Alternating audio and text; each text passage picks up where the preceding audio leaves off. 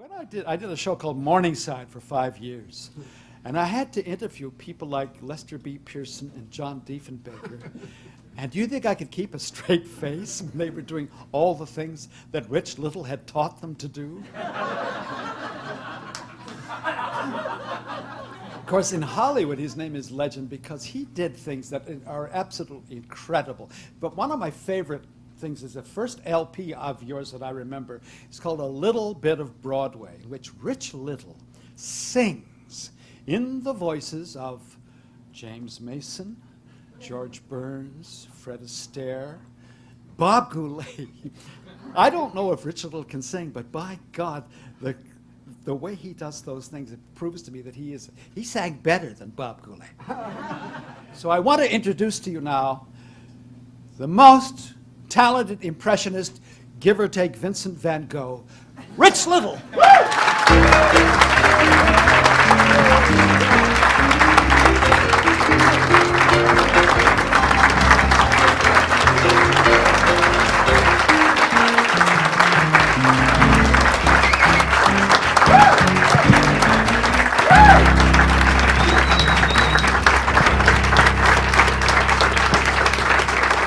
Thank you. Did you say 2,000 Canadian Comedy Awards? I remember being extremely proud that during the sort of turbulent Nixon years, that the guy who sort of had his pulse on the nation of the United States was Canadian.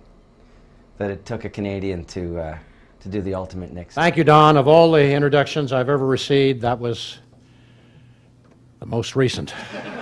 Canadians come and see me in clubs, and I can always tell they're Canadians because they yell out, "Do John Diefenbaker." I also know they're 107 years old. And I have to tell people in the audience, John Diefenbaker, because these people wouldn't know a Diefenbaker from a Studebaker, you know. But Diefenbaker was, I mean, what a voice and what a, I mean, he's almost, you know, he just there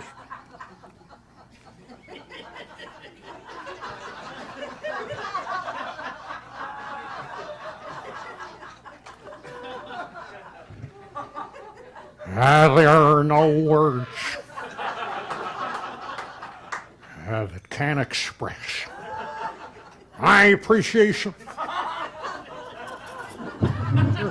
Christ, damn near took flight. You know, it's interesting.